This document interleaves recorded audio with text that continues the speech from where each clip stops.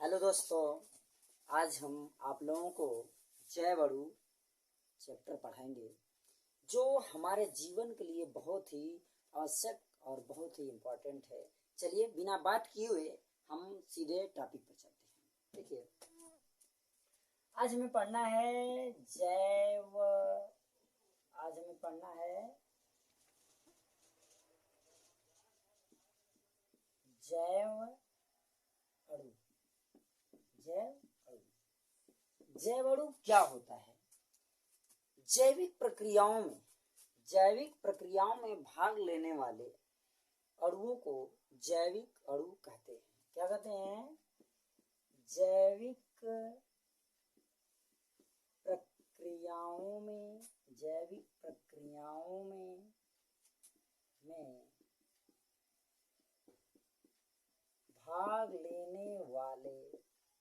भाग लेने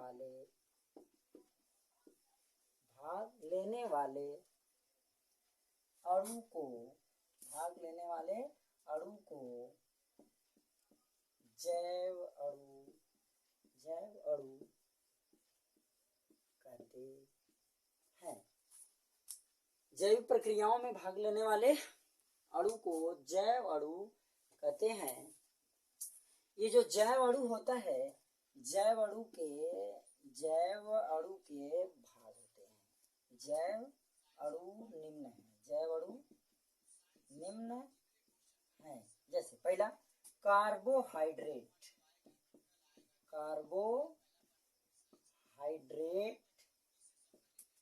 protein, vitamin, nucleic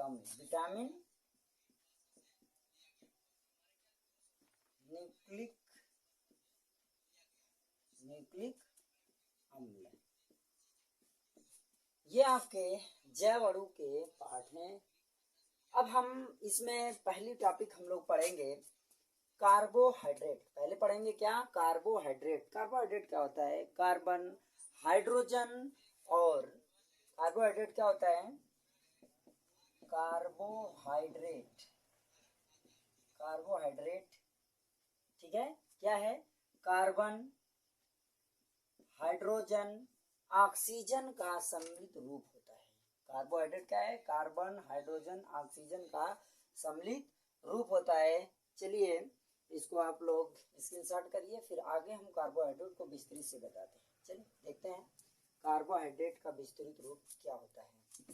ठीक है, कार्बोहाइड्रेट को हम लोग विस्तृत रूप से पढ़ेंगे और इसके बाद अगली वीडियो में हम आप लोगों को आगे बताएंगे, प्रोटीन वगैरह के बारे में बताएंगे। ठीक है, चलो कार्बोहाइड्रेट क्या?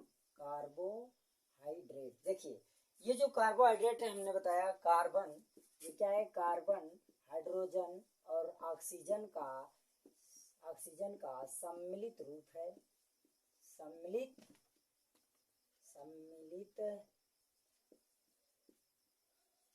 रूप है। देखिए, इसमें थोड़ा बहुत हिंदी अगर मिसप्रिंट होती है तो आप लोग परेशान होइएगा, कोई दिक्कत नहीं, आप लोग समझदार हैं, समझिएगा। थोड़ा आगे चलते हैं। कार्बोहाइड्रेट सम्मिलित, इसमें देखिए कार्बोहाइड्रेट के मुख्यतः 3 पार्ट होते हैं। कार्बोहाइड्रेट के मुख्यतः कितने पार्ट होते हैं? कार्बोहाइड्रेट के मुख्यतः 3 पार्ट होते हैं। सबसे पहले जिसको हम लोग जानते हैं मोनोसैकेराइड,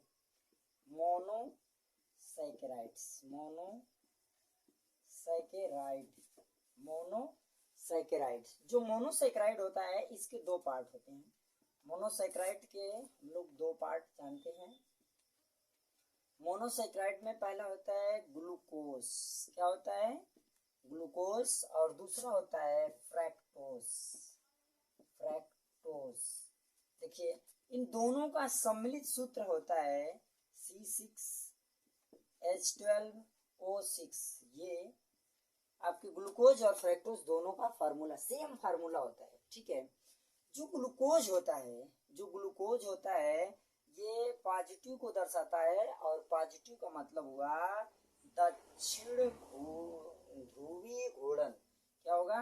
दक्षिण ध्रुवीय ध्रुवीय घूर्णन, दक्षिण ध्रुवीय घूर्णन, ठीक है। यानी कि इसकी जो स्ट्रक्चर होगा, इसका जो स्ट्रक्चर होगा वो क्या होगा, दक्षिणावर्त घूमेगा। क्या होगा, दक्षिणावर्त। अब यह जो होता है स्टार्च से प्राप्त होता है। ये कहाँ से प्राप्त होता है, स्टार्च से। किससे प्राप्त होता है, स्टार्च से, जिसका फार्मूला होता है C6। क्या होता है इसका स्टार्च का सूत्र, C6H10O5। यहाँ N होता है, N, C6H10O5, ठीक है, होल ब्रैकेट N होता है। ये स्टार्च से प्राप्त होता है। इसे क्या कहते हैं, पॉली हाइड्रोक्सी एल्डिहाइड के नाम से जानते हैं। ये क्या होता है, पॉली हाइड्रोक्सी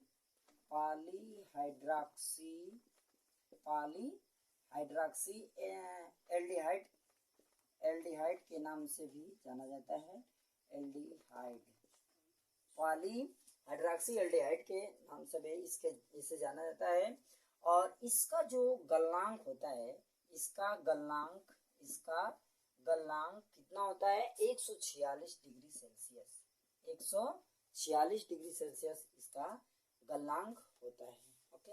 और इसमें क्या होता है, जो मधुमेह से पीड़ित व्यक्ति होते हैं, मधुमेह से पीड़ित व्यक्तियों, यानी मधुमेह से या मधुमेह वाले व्यक्ति के मूत्र में पाया जाता है। ओके।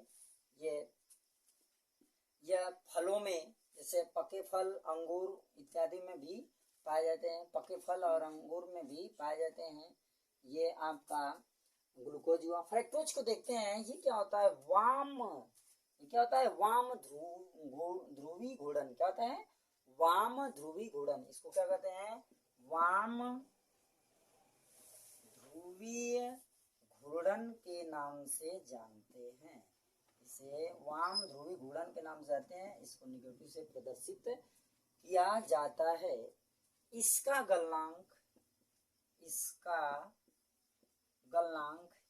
गलनांक होता है, फ्रक्टोज का जो गलनांक होता है 102 डिग्री सेल्सियस होता है। इसका कितना होता है, 102 डिग्री सेल्सियस इसका गलनांक होता है। ठीक है। यह जो पाया जाता है देखिए, ये पॉली हाइड्रोक्सी एल्डिहाइड से पाया जाता है और ये पॉली हाइड्रोक्सी कीटोन से पाया जाता है। ये किससे, पॉली हाइड्रोक्सी कीटोन से पाया जाता है। यह जो होता है किससे पाया जाता है, एल्यूलीन से प्राप्त होता है। किससे प्राप्त है, एल्यूलीन से प्राप्त होता है। कैसे प्राप्त होता है, एल्यूलीन से प्राप्त होता है। ठीक है। जो फ्रक्टोज होता है किससे प्राप्त होता है, एल्यूलीन से प्राप्त होता है। इसे टेबल शुगर के नाम से भी जानते हैं। इसे टेबल शुगर के नाम से भी जानते हैं। टेबल शुगर क्या होता है, ऐसा शुगर जो गन्ना और चुकंदर के रस से प्राप्त किया जाता है। गन्ना और चुकंदर के रस से जो प्राप्त किया जाता है उसे टेबल शुगर के नाम से जाना जाता है। ये फलों के रस से, अंगूर वगैरह से प्राप्त करते हैं और ये टेबल शुगर है, क्योंकि ये गन्ना और चुकंदर के रस से प्राप्त किए जाते हैं और ये जो होते हैं इसके टेबल शुगर के स्रोत होते हैं। अब हम लोग अगली टॉपिक देखेंगे, ओलिगोसैकेराइड्स। दूसरी टॉपिक क्या है, ओलिगोसैकेराइड्स। क्या होता है, ओलिगोसैकेराइड। देखिए, जो ओलिगोसैकेराइड आता है इसके डाई और ट्राई सैकेराइड्स आते हैं। इसमें कौन कौन आता है, डाई ट्राई सैकेराइड्स आता है। ओलिगोसैकेराइड्स में कौन, ओलिगोसैकेराइड के अंतर्गत कौन कौन आता है, डाईसैकेराइड्स। डाईसैकेराइड्स क्या आता है, डाईसैकेराइड। दूसरा ट्राईसैकेराइड्स। डाइसैकेराइड, ठीक है। क्या है? डाइसैकेराइड और ट्राइसैकेराइड, ठीक है। हम डाइसैकेराइड के बारे में देखते हैं और ट्राइसैकेराइड। डाइसैकेराइड का जो फॉर्मूला होता है, देखिए ग्लूकोज में ये जो होता है, ग्लूकोज का जो मोनोसैकेराइड्स है, जो मोनोसैकेराइड है ग्लूकोज का, ग्लूकोज और फ्रक्टोज के अंदर होते हैं।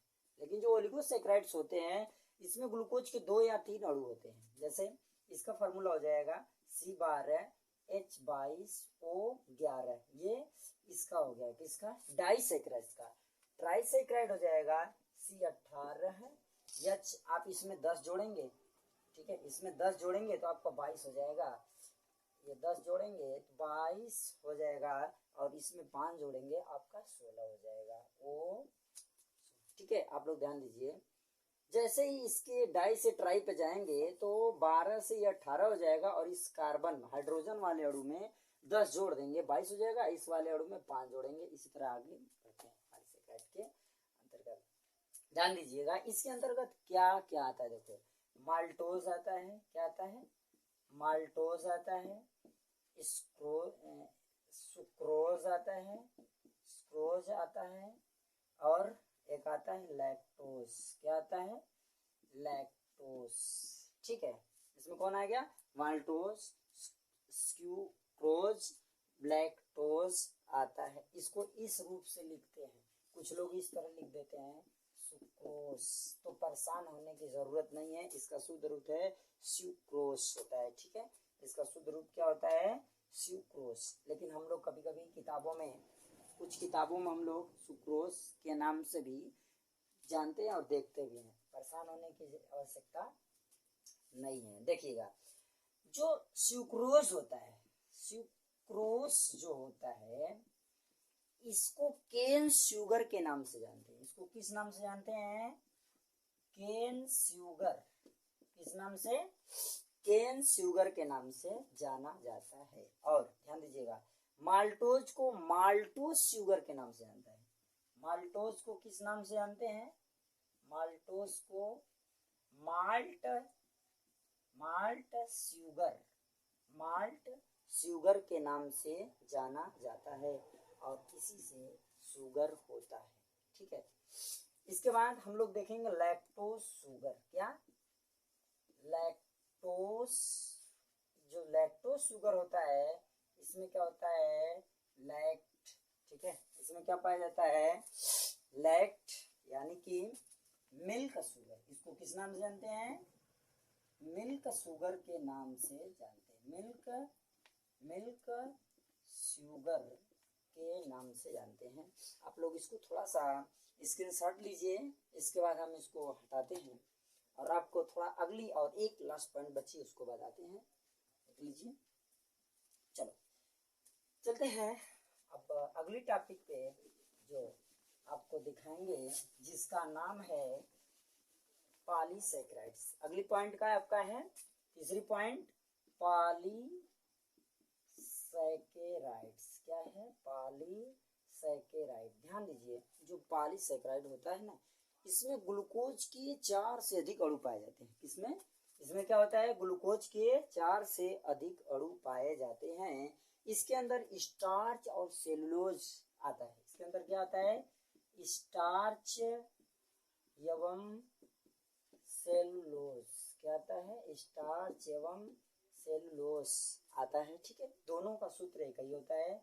होता क्या है? C6, ठीक है, H10O5 का whole n, power whole n होता है। इसका मतलब यहाँ पर हम कोई भी संख्या ले सकते हैं, 5, 6, 2, 4, लेकिन ध्यान दें 4 से कम नहीं होना चाहिए, क्योंकि 4 से कम आएगा तो ओलिगोसैकेराइड्स के अंतर्गत आ जाएगा। ओके, चलिए देखिए अब जो हम देखेंगे कि सेलुलोज जो होता है, यानी कि जो सेलुलोज होता है, सेलुलोज